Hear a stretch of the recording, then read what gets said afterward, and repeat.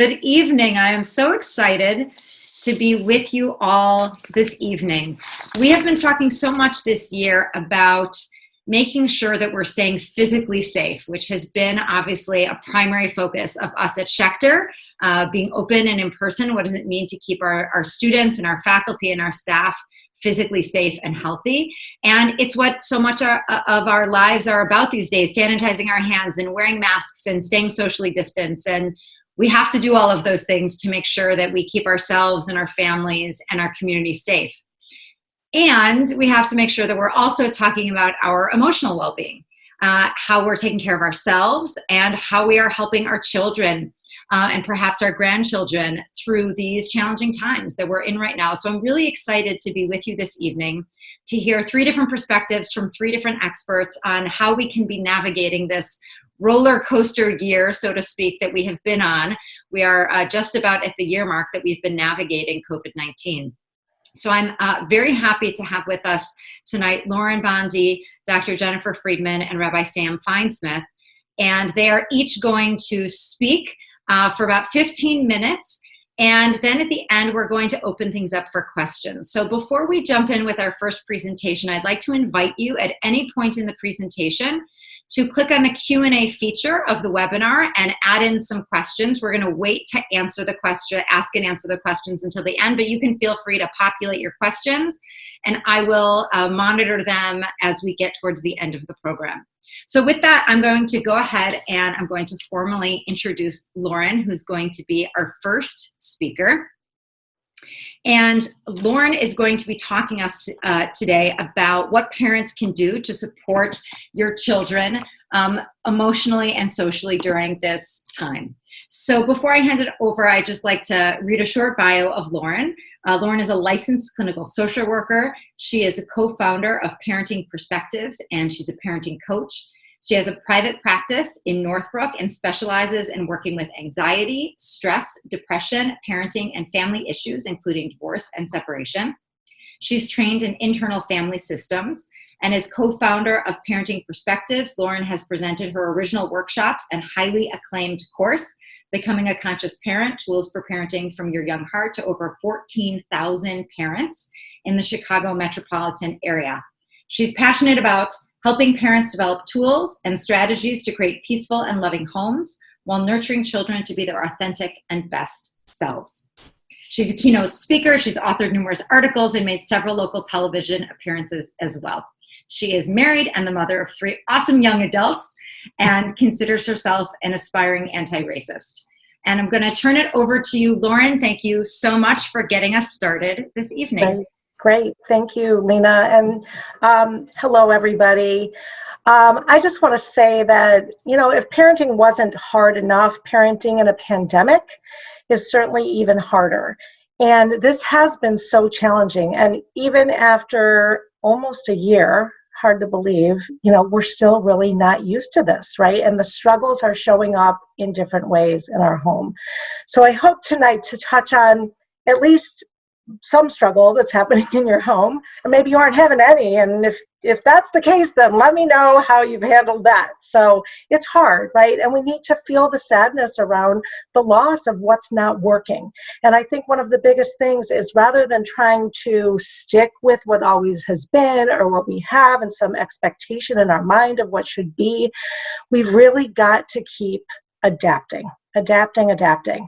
Because really, years from now, what do we hope our kids will say and remember about this time? What do we as parents want them to remember? What do we hope they'll say? Gosh, in that pandemic, mom was so blank, or dad was so blank. Like, we really want to have a vision for that. Because, really from a mental health perspective, we can take a lot of stress as human beings, but we need time for our feelings to catch up with us. And one of the things that's so helpful for that is play and connection. And so what I want to talk about tonight is how we create a safe and calm environment in our home, because that's really what kids need. And so I'm going to hopefully touch on connection, boundaries, reactivity, and a little bit about self-care. And I just want to say, starting with connection. In real estate, it's location, location, location. But with parenting, It really is connection, connection, connection. As human beings, we are hardwired for connection, and our children rely on us to connect with them. And when things go wrong, the first thing to look at is, what is my connection with my child right now? And just a really quick example of that is if you witnessed a dad and his child in the ice cream shop before COVID, when we can go to ice cream shops, and the child was screaming, "I want 2 scoops of ice cream." And the dad saying, "No, you got 1 scoop. Either, that's what we talked about, 1 scoop. But I want 2, I want 2. I told you 1 scoop. Now, you get what you get. And if you don't want it, then we're going to go home." And now the child is hysterical, screaming, "I want 2 scoops," right? And if I were to ask you, why is the child crying? It might be tempting to say, well, duh, it's because he wants 2 scoops. And it is true that he does want the 2 scoops, but the real reason that the child is now hysterical is because that connection between the parent and child has been lost, right? And when kids don't feel connected to us, that's a scary feeling for them. And you will see more misbehavior. You will see more defiance. You will see more sibling squabbles. So you want to keep that in mind. The cooperation you get at home, and gosh knows we need as much cooperation as we can get these days, right? And that is all about the connection. Things are always going to go better when we're connected. So, and our kids are at school all day, and it's stressful for them, right? Things are still new. Why do I have to stand here? Why do I have to wash my hands? Why can't I hug my teacher? How long is this going to go on? I mean, we all want to know how long this is going to go on, but they're holding all of that.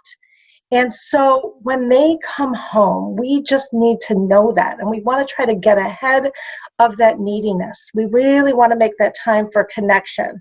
And so I really recommend a bunch of things, really. But one is making new rituals of connection. Our kids really need that, right? And with those new rituals of connection, you want to build in time for yourself to have some breathing space, right? Because we need that too. Otherwise, if we don't do that, when you say you need alone time or you need to do this, our kids are going to get needier and needier, and they're going to come after us more and more and more, and that's going to make you crazy, and then you're going to get into a negative downward spiral. So be thinking in terms of connection and creating clear boundaries, which I'll talk about a little bit too, so that you can do that. But when they come home, just know that they may need some time to lose it.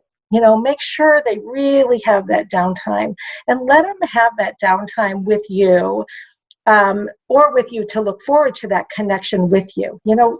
Think of fun things. You guys are probably doing some of these things anyway, but make a fun snack platter and just hang out around it and just have time to connect. Make time for physical play. Play is really, for kids, it's activated rest. They really need that play.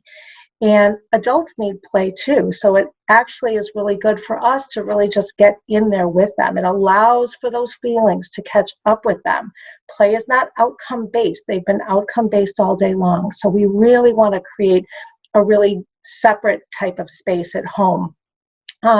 Making time for connection, one-on-one time that they can look forward to, lots of puzzles, games, crafts, do things that just make it more fun. Put paper out on a table and markers there, and anyone in the family can come and doodle and have a big creative family project going on. Just anything you can think of that is connective, playful, and fun.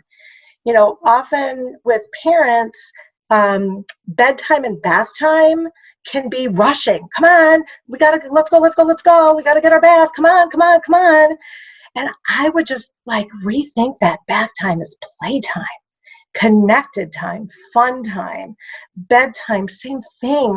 Just make sure that you pace things out so that you can really have it be relaxing and fun and connected. And so think of it as islands of connection with your kids. But then, as I mentioned before, you do want to be able to have that time for you too. So we need to have really clear boundaries. We need to have clear limits. Have really clear signals to your kids. Let the yeses be yeses and let the noes be noes, right? and make sure then those yes moments are connected moments, so that when the no's are no's and you need your time, you need your space, you need to make a business call, you need to do whatever you need to do, that's a no. And that's got to be clear too, and really distinctly different. And so I would love to share, I don't think there's time to, like, I have a ABCD plan of limit setting. But basically the guideline of that is the limits should be firm and kind at the same time. And when you're going to set a limit, you must start with empathy. Otherwise, all they hear is the no, and it's going to escalate.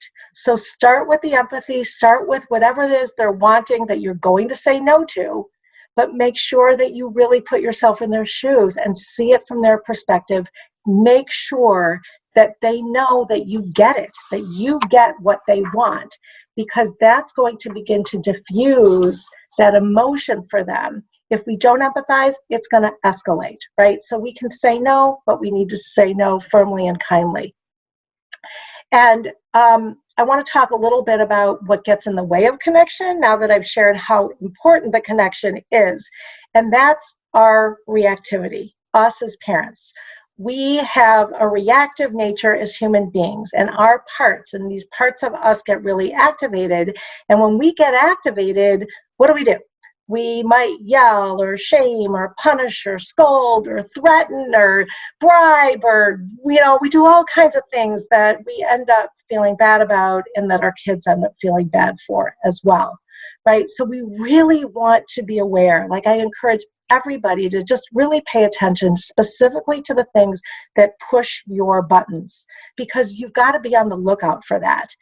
And I will share what I think is the most important parenting tool, and I call it the great parenting pause, because we need to pause when our buttons get pushed, or we will be reactive. And it goes downward from there. So begin to think of having a pause button on you and just literally pausing, stopping, taking some breaths. And for any of you that do yoga or meditation, you know what a real centering breath is, right? It is a slow breath, and it is an inhalation, and it is an exhalation.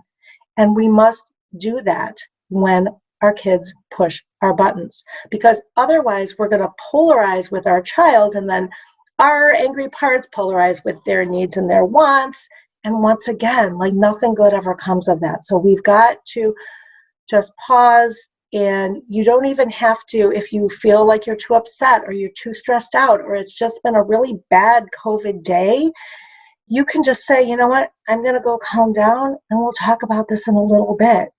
Sometimes parents think that they need to handle a situation immediately.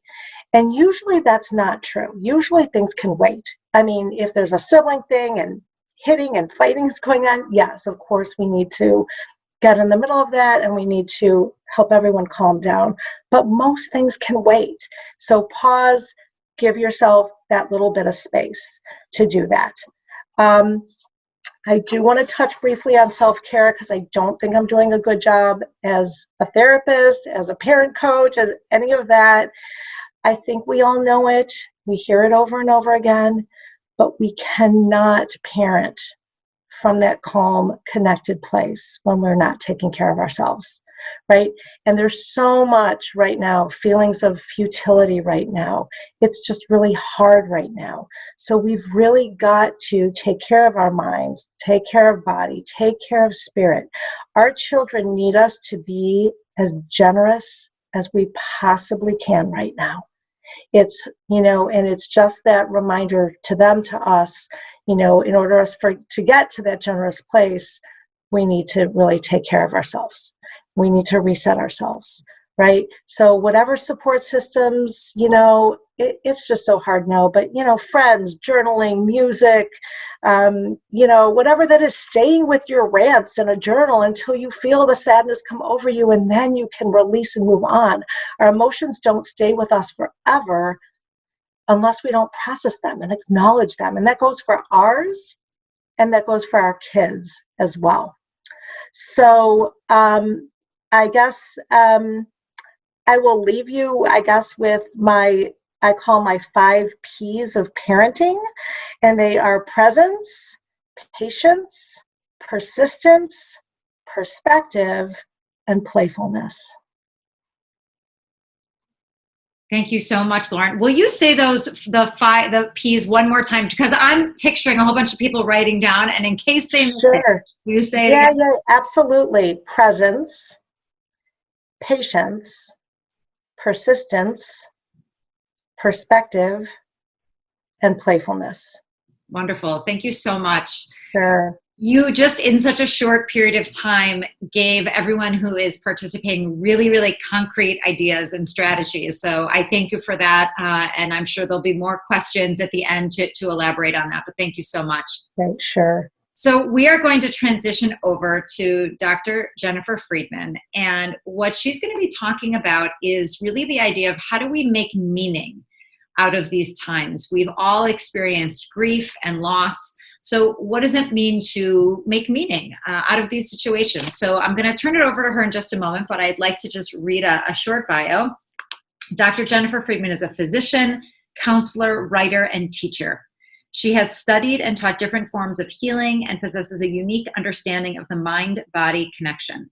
Her extensive educational and experiential learning, along with her deep appreciation for spirituality and energy healing, bring her unique ability to speak to a myriad of topics in the area of healing and mental health. She has a private practice where she runs workshops, teaches, and sees clients for wellness, consultation, and counseling. And I turn it over to you. Lena, thank you so much. I'm going to share my screen here. Let's see. There we go. Okay, is that good? You can see it? Great. So first off, I want to just give a big thank you to Lena and the community for having me speak tonight on this really important topic. And Lauren, thank you so much for sharing your parenting perspectives. I have older children, but you really gave me this idea as you were speaking around thinking about, even for my junior in high school, how I can be a bit more creative with our connection, because it doesn't matter how old the child, things have changed. And so I was thinking about doing a snack tray and having it be, a little bit fun and daring. So I appreciate it. So my focus tonight is on meaning making. And I think that the title of tonight's talk, this webinar in general, speaks to so much of what the last 10 months have felt like, right? That we're really on this emotional roller coaster. And from my perspective, the fact that your community is focused on your well-being and your mental health and thinking about how not only the kids navigate, but how you as families and community navigate is so important. So as I was getting ready for this talk, and I was thinking a lot about meaning making and how it fits in right now to our lives, I was listening to a podcast and I heard something so resonant from Rabbi Steve Letter. He wrote the book, The Beauty of What Remains. And he was speaking about loss, and he said, let's not walk out of that hell empty-handed.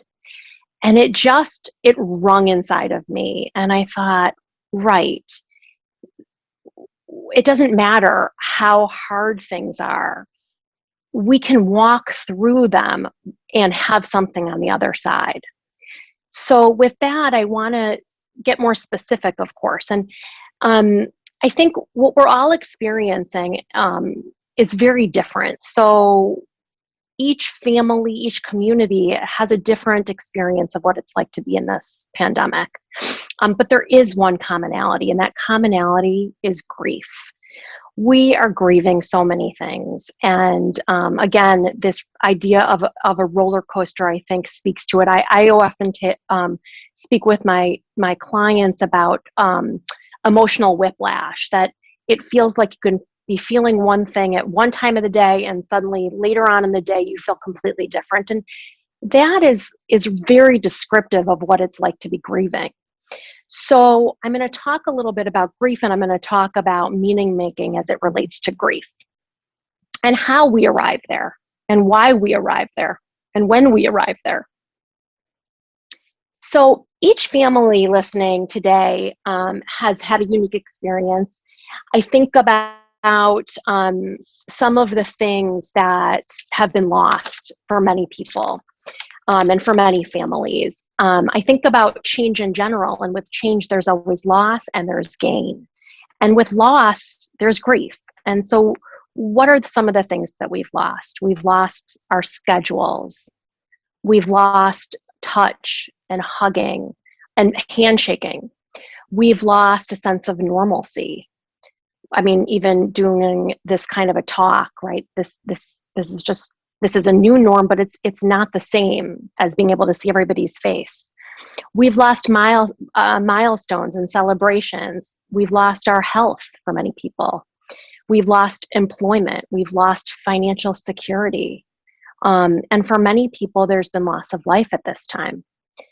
There's also, I've got the picture as well of sort of that larger view of the planet, and to really symbolize that we also have collective experiences of loss. So even if our families haven't been that changed by the last 10 months, we're in touch, and our children are in touch with a larger sense of what is going on right now and the various kinds of loss. You look at the news and you see people waiting in line to get food, and you know that there's more food insecurity, and you hear about families where they've lost many people in their family to COVID. So this is also sometimes referred to as empathic grief, but I like to think of it as that we're all tapped into a bit of a collective grief. So it's important to know that sometimes the emotions won't even make sense when you're experiencing them. So many of you may have heard about the stages of grief. Elizabeth Kubler-Ross initially developed these many decades ago. And there were originally 5 stages: denial, anger, bargaining, depression, and acceptance. Dr. David Kessler worked with Dr. Ross and ended up adding another stage called meaning making, which is what we will be mostly focused on. So the stages, including meaning making, are nonlinear. We move in and out and all around these stages. So it's why grief feels like a roller coaster, and it's why emotionally we may be noticing in our children and in ourselves and in our families that it feels like there's more happening emotionally.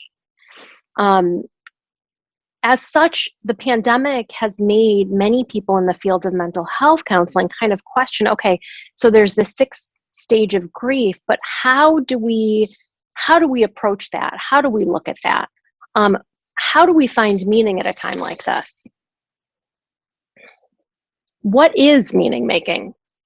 So I think of meaning making, and it's in the research, meaning making is this understanding that honors any type of what's going on through loss. So anything that we are experiencing, when we begin to develop a bigger understanding of it, that's meaning making. So that can be a silver lining that we notice. That can be gratitude. That can be just gaining deeper understanding of something. That can be, sometimes people think of it as like a veil lifting. Occasionally, with loss and with tragedy, there can be this veil that lets you see something you just didn't see before. And that's part of meaning making.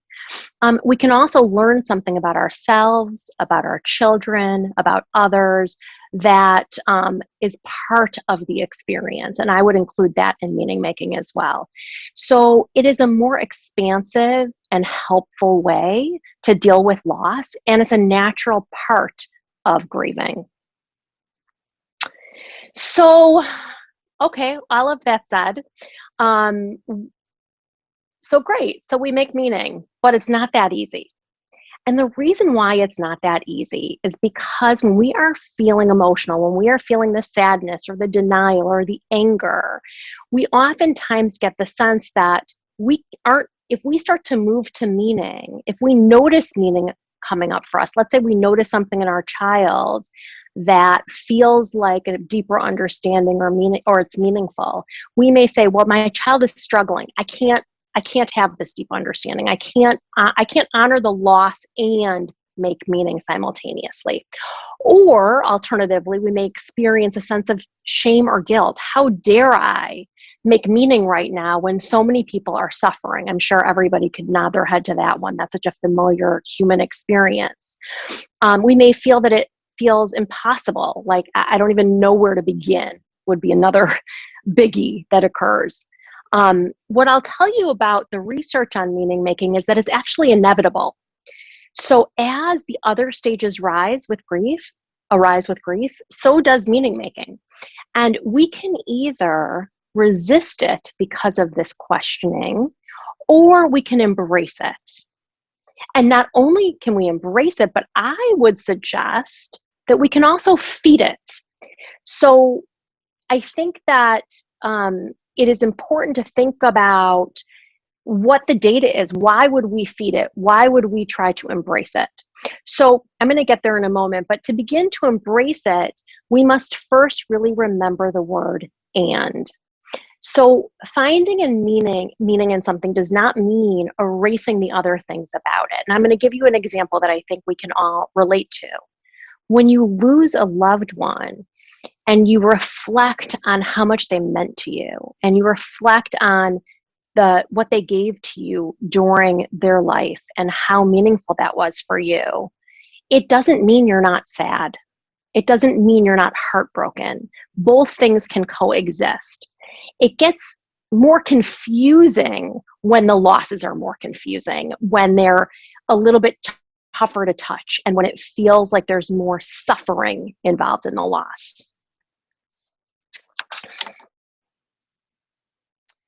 So the meaning making that I was referring to when I was talking about the data and feeding the meaning making, what I'm trying to say, or what I think is really important to know, is that it has been shown that meaning making actually stimulates certain hormones and neurotransmitters in the brain that calm the nervous system.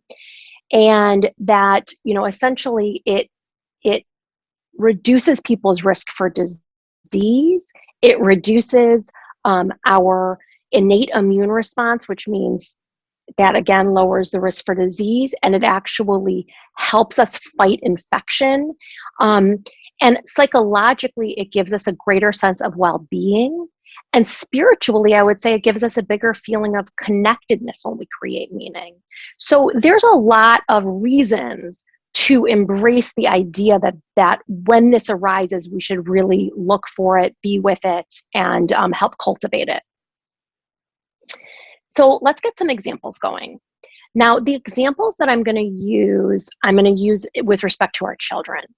And some may really resonate with you, some may not, and it varies so much in terms of their ages. But as I talk about it, I want to see if you can hit on any glimmers that touch on what may be happening in your household.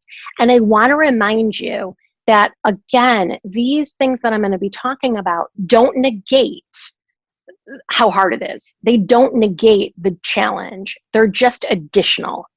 So have you noticed, for example, that your child or children have had to stretch themselves socially? So they may actually be less social right now. It may be a concern of yours, but they're having to be a bit more creative. As a family, you're having to be a bit more creative. There may be more play outside. There may be, as much as video games are a double-edged sword, there may be play on video games. And there may be a way in which they're having to be social a little bit differently. And that we can think of as meaning making for your children. Another example, and this is a toughie, our kids are more depressed and more anxious and struggling more in school. Many, I shouldn't say all, but many are experiencing this, and this is hard. And for many kids, it's forced them to have to communicate with safe caregivers in a new way. They can't hold it all in themselves. They're not just getting by. They're having to actually say, I'm not understanding what's going on at school, or I'm not, and I'm kind of referring to the jumping back and forth with in person and at home, because I think that's where a lot of times they can get lost. But oftentimes there are kids who are actually learning new ways to communicate with their caregivers, and that is meaningful for them. This is a biggie too. Stressful situations have been removed some. And so I have an example from a client who actually is a high schooler who was a senior, missed graduation, missed a lot of milestones, also missed prom. Now, her child is a gay girl, a gay young adult. And for her, prom was scary. She did not want to go with a person of the opposite gender. She didn't want to go with somebody of her same gender. It was like a big stressor. And when that was removed, there was a lot of, well, we can't really celebrate this because she's also missing graduation and there's all this stuff. And I said, you know what? Why can't we celebrate, or why can't we at least say this was relieving for us, and gain that understanding and allow that meaning that some of the things that were tough pre-pandemic, we may not have to deal with right now. A big one is their resilience. So they've had to deal with so much disappointment. And if you can look for the ways in which, when there are small disappointments, really little ones, they may be building resilient muscles that you can identify when there's these small disappointments happening. And with all of these, I'll just give you one last one, which is gratitude, because that's a big one. Our kids know more about what's going on in the world and are more connected with an understanding that other people have it differently than them, I would say now than ever before. And that may make them more grateful. They may be really grateful that the family system has remained healthy through COVID or such things. And that's something to really foster. And so what I would say is, if you can start to be looking for these things with your kids, and of course in yourself, you can start to really feed that meaning making for your kids, and it can become a habit for them to do so even when they have hard feelings. So the biggest takeaway that I'd like you to have from this is that it's important to understand that you can experience big emotions, you can struggle with loss and grief, and know you can also begin, and you will begin to have meaning making as part of it. And when it occurs, foster it, encourage it, and know that it does not inhibit the other emotions. It actually just creates more ease as you move through loss. Thank you so much, and I look forward to hearing any questions. Thank you so much for that. I think that we are really primed to ask ourselves this question of how can we make meaning? And I think one of the things that I want to recognize also that you gave to us is permission to even recognize the small losses and the small griefs. Because I've heard some people say, well, how can I possibly complain about this when other people's losses are so much larger? But we still have to recognize and validate and make meaning of what might be quote unquote smaller losses. So thank you. I'm sure we will have some follow-up questions for you as well. So our last presenter tonight is Rabbi Sam Feinsmith. I'm very excited to be able to introduce him to you this evening. And he is going to be talking about how Jewish mindfulness practices can really be helping our children in our lives navigate the storm that they've been in. Rabbi Sam Feinsmith directs the Educating for a Jewish Spiritual Life program, a clergy leadership program, and prayer project at the Institute for Jewish Spirituality. He's been immersed in the world of Jewish contemplative living, learning, and teaching for 20 years, conducting Jewish meditations and mindfulness workshops and retreats for young children, teens, and Jewish educators and community leaders. And I'm very excited to be able to turn it over to you. And I am going to change the chat function so that people can chat, because I know you're going to be looking for their participation in that way. Thanks so much, Lena. Thanks, Lauren. Thanks, Jennifer. It's really wonderful to be with all of you this evening. and to have an opportunity both to drink of your wisdom and also to share whatever experience I have around the ways in which Jewish mindfulness practices can support us during this time.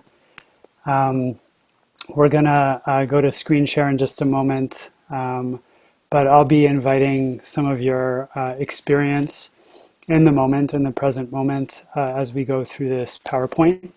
This is actually meant to be a little bit more interactive and a little bit more experiential, a little bit less frontal. And so I'll go to that right now and we'll proceed from there.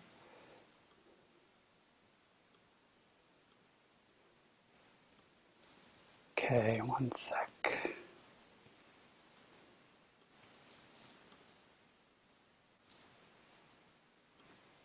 Okay, can everybody see this?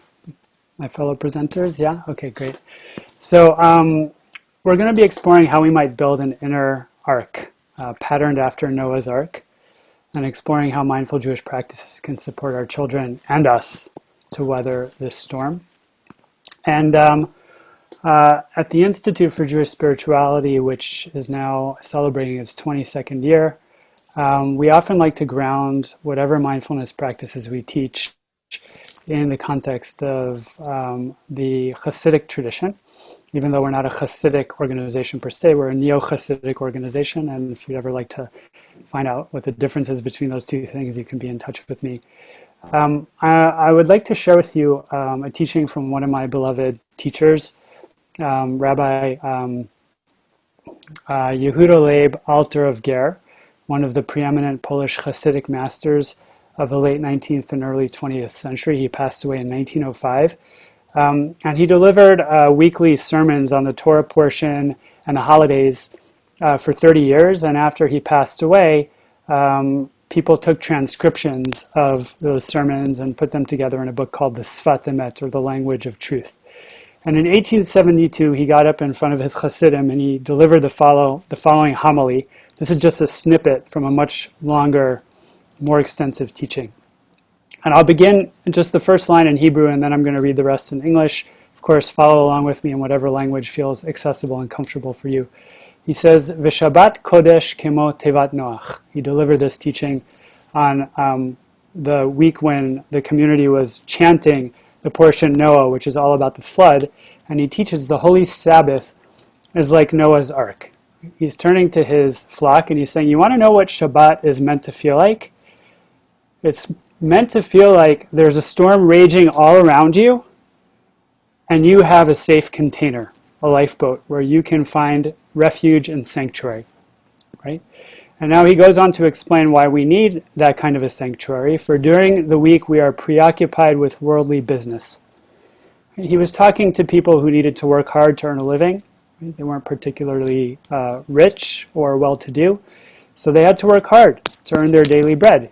But on the Holy Sabbath, he says, we have enough spaciousness to retreat and let go of our preoccupations in order to take refuge under the shade of the wings of the Shekhinah, the loving divine presence, which spreads a sukkot shalom, or a shelter of peace, over us, just as Noah was ensconced in the ark. Okay. Of course, if it was the case that back then people were preoccupied with worldly business, and in some ways flooded by that preoccupation, right, and not able to really find any rest, any calm, any relaxation during the work week, that's certainly all the more so for us in this technology-rich, overscheduled age in which we live. And now that we're actually in the midst of a pandemic, it's even worse, right? But he says, actually, we can carve out for ourselves, as it were, a lifeboat in time, or as Rabbi Abraham Joshua Heschel liked to call it, a sanctuary in time, right, where we can find enough spaciousness to let go, at least for a time, of those preoccupations, of our anxiety, of our stress, of our worry, right, in order to actually find ourselves held in this loving divine presence, right, embraced in this loving presence. And whether you believe in this model of God or that model of God or no God at all, right, I want to invite us to at least consider what it might be like to feel yourself enveloped in a loving quality of presence, which feels like what's being spread over you is this beautiful shelter of peacefulness, right, of tranquility. in much the same way that Noah was, again, in the eye of the storm, but had this safe place where he and his family could retreat along with the animals. So that's our Jewish framing.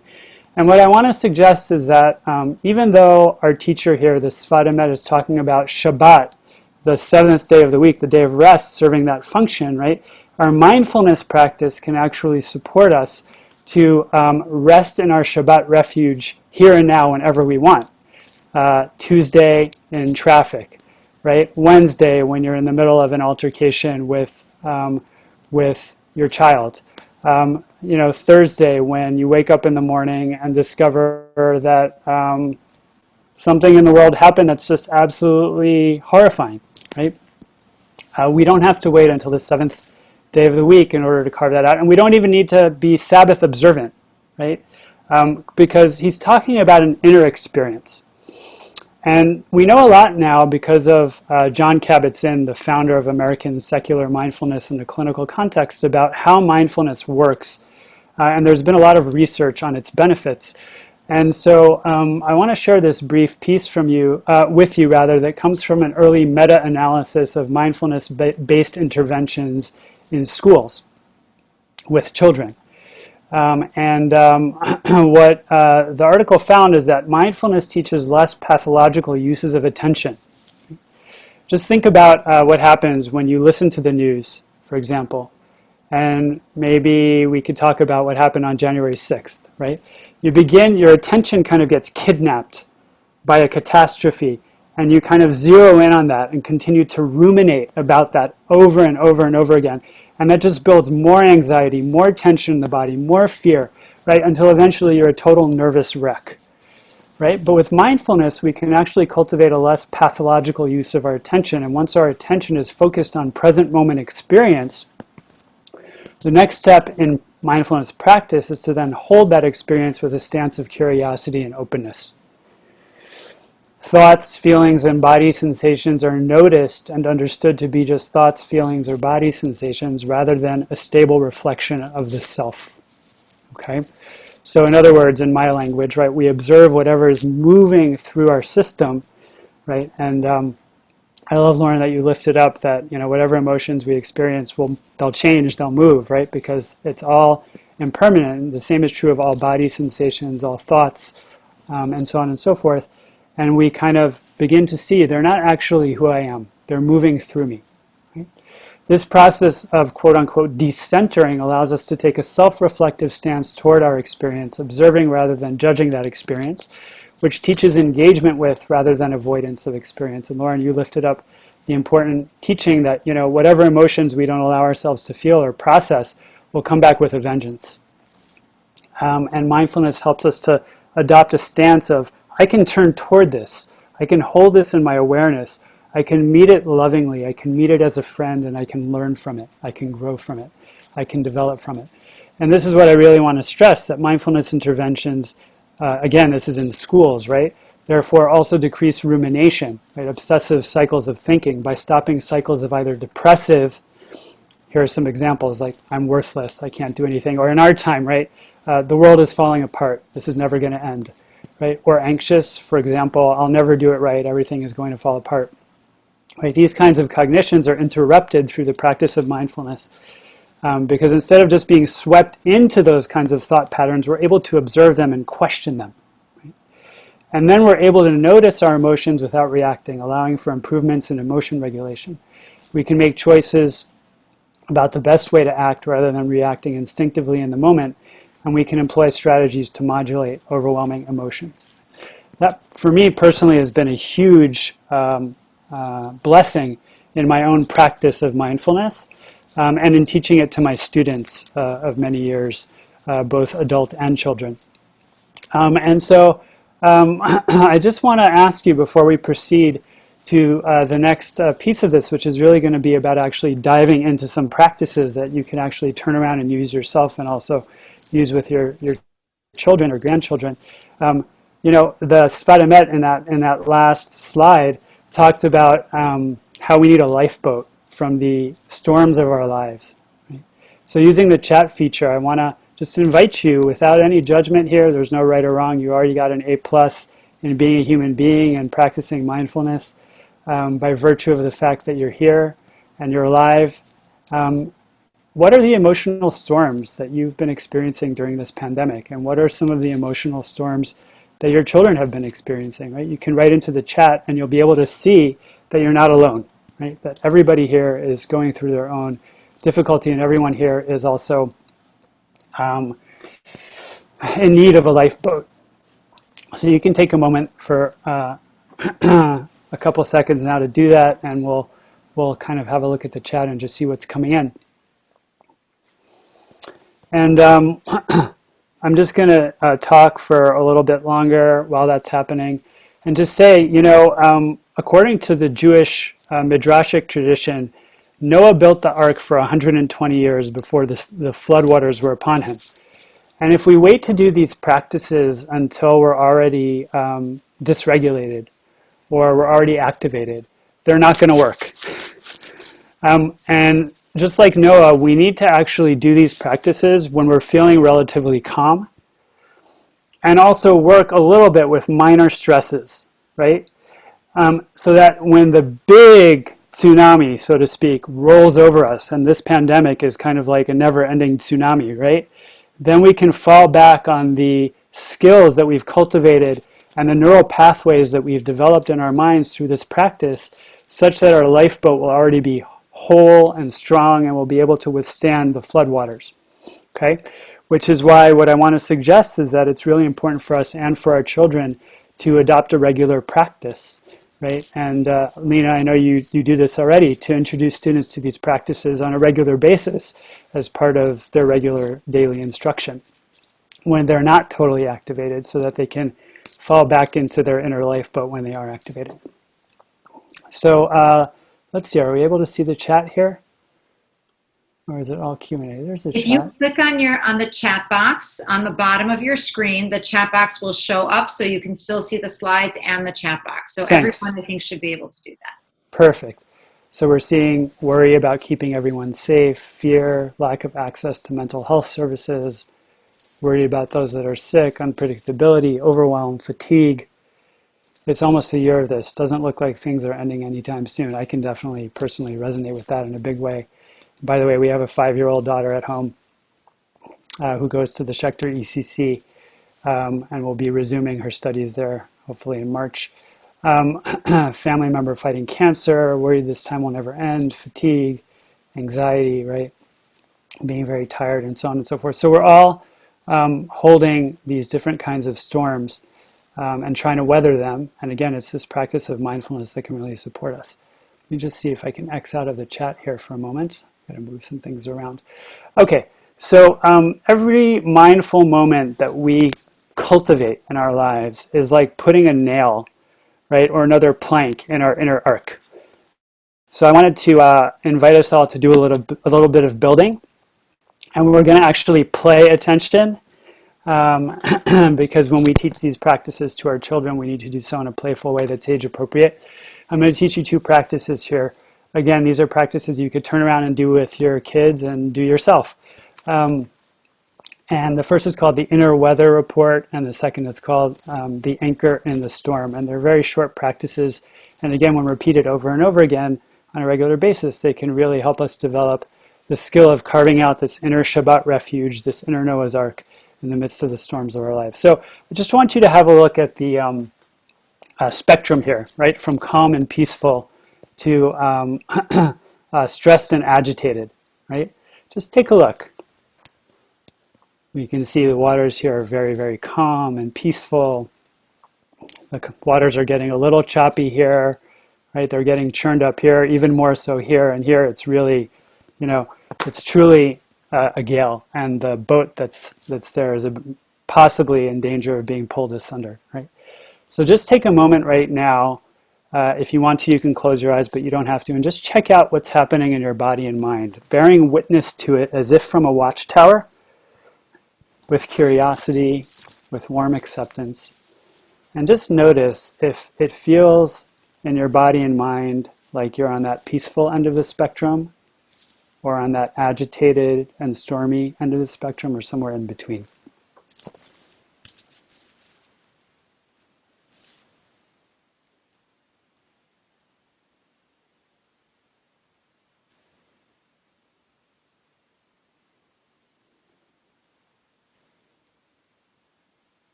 You can stop now, and you can write into the chat what you notice. Where are you on the spectrum?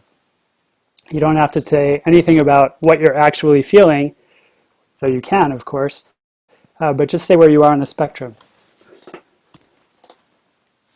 And I'll be looking at the chat as well, if I can pull that up again. Let's see if I can get that toolbar back. Here we are. Okay, so you can take a look at that. We have fairly calm, riding the uneven waves, choppy waters, right? And when our children, come home from school, or when they're at school, especially now, right?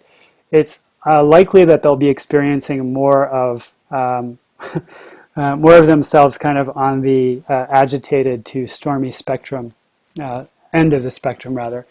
And the research shows that actually just by noticing what we're feeling in the moment and naming it, right, that itself begins to calm the nervous system and help us to feel safer, more relaxed, more calm, more peaceful.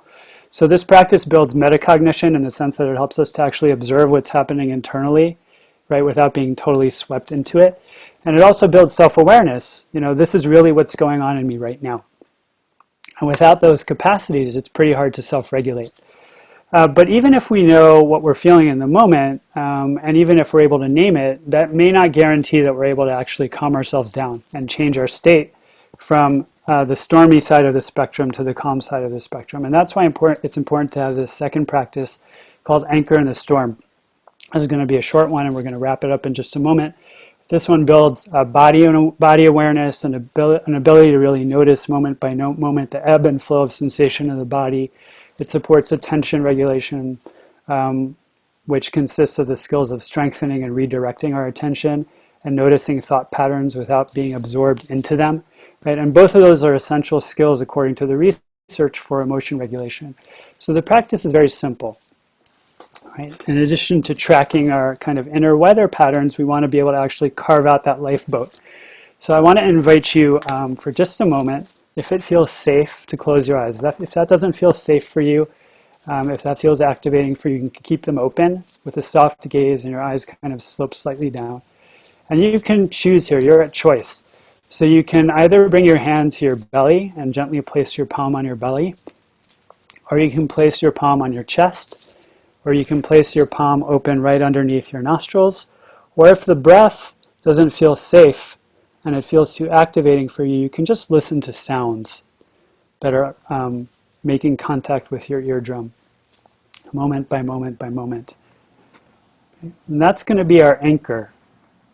That physical sensation of either the breath moving, the hand, right, if it's on your belly or your chest, or the sensation of that column of air actually making contact with your hand if your hand's under your nose, or alternatively, the sounds that you're noticing moment by moment. We're going to try and actually anchor our attention to those physical sensations for a couple moments. And if you notice your mind wandering off and getting lost in worry, anxiety, fear, judgment, anything else that may feel like it stirs up the waters of your being, send your mind a little smile without judgment. Just notice, thinking, thinking, thinking, and then come back to your anchor. We're just going to do that for 1 minute.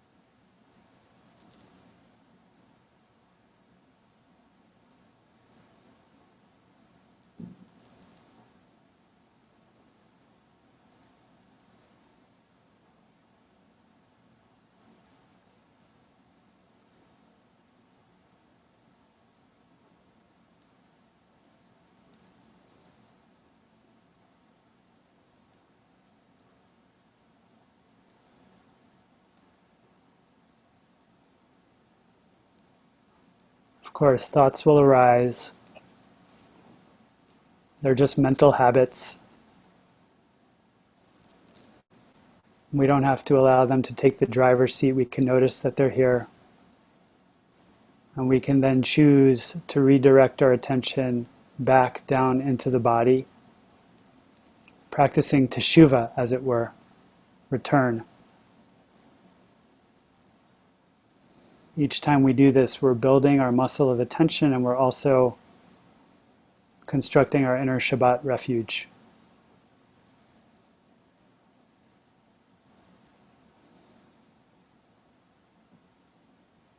So when you're ready, you can let go of that, open your eyes, and just notice, how are you feeling now?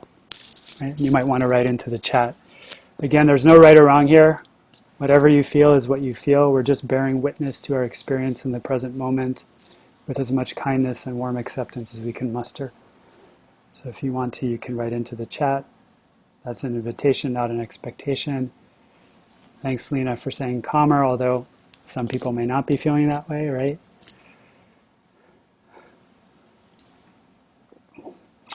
So whatever your experience was, I really want to honor it as a welcome guest here.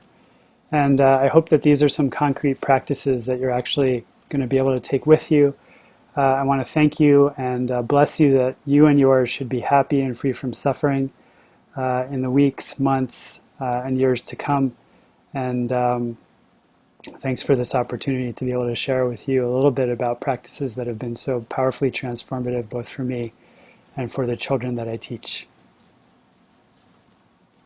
Thank you so much, Sam. That was wonderful. And I can speak personally about how important these practices are to me in my life, and being as balanced and grounded as a human being as I can be. But even more so, I can speak to the impact that we've seen in our students when we bring these mindfulness practices to them. So I want to thank you so much for presenting it in such a concise way and giving tools that I think everyone who is participating can go back and use on their own, and tools that they can readily bring to the children in their lives as well. So I want to thank you so much for that.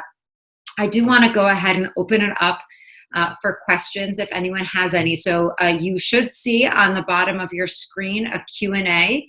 And if you do have a question for any of the panelists, please feel free to add it in, and we'll take just a few moments now to go through some of the questions.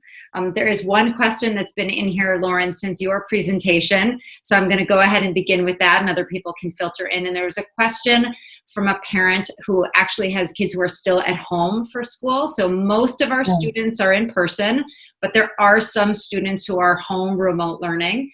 And I'm expanding upon the question, but that, there are more challenges, different types of challenges for kids who are really at home all the time, particularly when peers are at school. Do you have any nuggets of wisdom in terms of helping in that situation? Yeah, that's hard. And I'm really glad this question was asked. And I don't know if this particular parent is also a working parent with kids at home too, because of course then that presents other unique issues there too. But I would say that a lot of the things that I did say about after school would apply for during the day as well.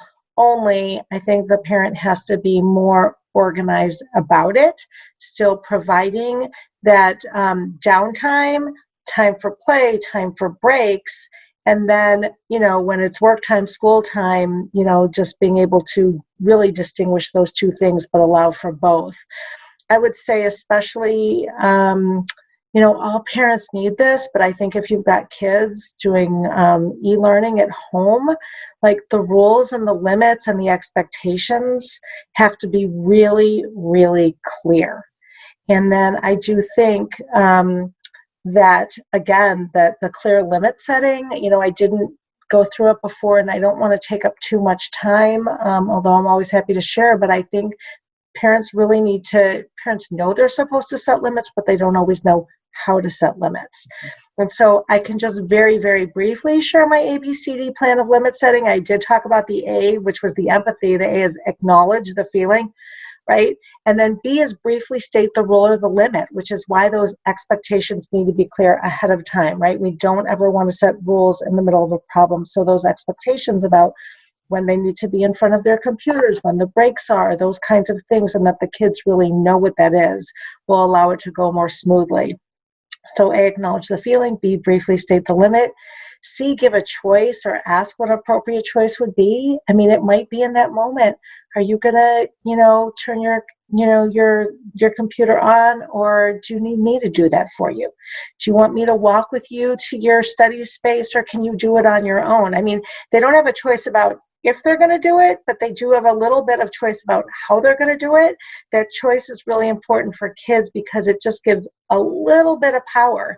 And that's really helpful because so much, as everyone has spoken to tonight, like just feels, out of our control. Like we can't, so much is out of our control. So that little bit of choice gives that little bit of power.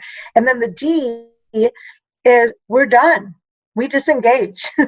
Once we have done the A, the B, and the C, we are done. Just give a little bit of space. Expect your child to, go to whatever you need them to be doing, whether it's homework or classes, online classes, whatever it is, and then just give that space and that expectation. So, yeah, I'd say the connections and those clear limits and limit setting is really helpful for parents. So I hope that answered it. I don't know what else that parent may have wanted, but I hope that helps. Thank you so much. And to our participants, if you have other questions, go ahead and put them in the box. I do want to hit on two quick things. One, I think all three of you spoke about, and Lauren, you just talked about it again, which is it's really hard for kids and I think for adults when things are out of our control. And, you just gave a tool for how to help when kids feel out of control and helping them feel that they have control. But I think it's something that we have all acknowledged in one way or another, too, that right now we're living in a time when a lot is out of our control, much more than normal. So this idea of using some of these tools and these perspectives to recognize, and, this is a big part of living mindfully, too, recognizing what is out of my control and what is within my control. And I think a lot of the tools that were addressed tonight can help us with that, to be able to kind of reflect and pause and say, what is out of my control? And how do I put that down and let that go and make meaning in all of those different pieces? And how do I use those mindfulness practices to help me find my center when I'm feeling out of control, when I'm feeling like the storm around me is overtaking, right? I don't have that sanctuary of calm that I've created for myself. So I think that's a really important piece. I have a question from a parent. It's a follow-up for what you just said, Dorit, which is what if they don't adhere after D? Well, I guess it depends on what it is. So it's really, I'm going to try to answer this globally, right? Because, sorry, I just lost my computer there for a second. I think give a little bit of space. I mean, it's okay. So this is really hard to answer without knowing specifically, because the thing is when our kids aren't complying and they're misbehaving or they're not listening or they're out of control, our first step as a parent is to diagnose as best we can and understand what's going on for our child. Why are they not complying? There could be a million reasons, right? And so that's why it's hard to answer. There's no one thing. It's certainly not a punishment, right? Because I don't believe in punishment and I don't believe in trying to control our kids or make them or force them to do something. We're only going to get in a power struggle and we're going to end up with a big mess on our hands. So I think we're better off getting curious about, what's going on? Is my child hungry? Is my child tired? Did they just do 5 things in a row? Were they up late last night? Like, what do they need? Our job is to diagnose and figure out what they need. That's our really job, is to help understand their needs and then help them get to what they need to do. What do they need? Do they need a break? Are they just tired and they just need a few minute break? Well, then we can give them that, right? So yeah, I'd say get curious. Get curious, figure it out, ask your child, and try to help. Thank you so much. We like to say at Schechter in our collaborative problem-solving model, kids do well if they can. And if they're not doing well, there's either a lagging skill or something happening in the context that's getting in the way of their ability to do well. So I think that curious stance, as educators, we try to take that stance, and I think it's great advice for parents too, to get curious about what's really going on here. So I'd like to, Jenny, do you have? Can I pipe in on? Go Yeah, for I it. want to add one thing because it sort of ties what Lauren is talking about and what you mentioned, Lena, which is about control. And what I have really noticed, I see a lot of parents, and what I have noticed is that so many people utilize controlling their environment to cope, right? So if, it may be one of your first coping mechanisms is I want a tidy kitchen, or I want to have my schedule really well known to me. And that gives me a sense of control. And this, the things that worked before may not be working anymore. So notice it's not a bad thing that we have ways that we cope. It's okay, that's fine. But notice, oh, my way of coping is kind of conflicting and I need to adapt. I need to kind of shift and think about how I can cope differently. So I'm thinking about like when your child is just not cooperating, it may be that, really you have to look inside and say, is their lack of cooperation really challenging me right now in the way in which I normally cope with my own anxiety, with my own feelings? And how can I work with that so that I have more patience and I'm able to have more space and curiosity with my child? So I just wanted to add that. Great. Thank you so much. So I want to actually wrap up where the panelists and I started before everyone else joined in. When we were just chatting before we had welcomed you, we were talking about our own self-care, what we've done lately to take care of ourselves. And some of us had things that we could say, yes, we're doing these. And some of us said, I've been out of my routine. I need to get back in. And I just want to end with that note that, we spend a lot of time focused on taking care of our kids and taking care of the other people in our lives, but that self-care is so critically important. I have a quote in my meditation space from Parker Palmer, which I don't have in front of me, and I will butcher it, but the message is basically self-care is not selfish. It's actually taking care of the only gift I have to offer, which is myself. So it's important that we don't put ourselves last on the list. So as we think about everything that we learned tonight from our amazing panelists, I hope that we can not just think about what we're doing for our children, but what we're doing for ourselves, to take care of ourselves in so many different ways. I'm so deeply grateful to all of you, Lauren, Jenny, and Sam. Thank you so much. This was really a wonderful evening. I was happy to provide it to the community, but I benefited so much personally from this evening, and I feel really energized and excited. So I want to say thank you so much. Hopefully we will continue to have more conversations in the future. And I'm going to send wishes through the screen to everyone for health and well-being and safety. And hopefully we will gather again to learn together in the future. So Laila Tov, have a great night, everybody. And thank you so much.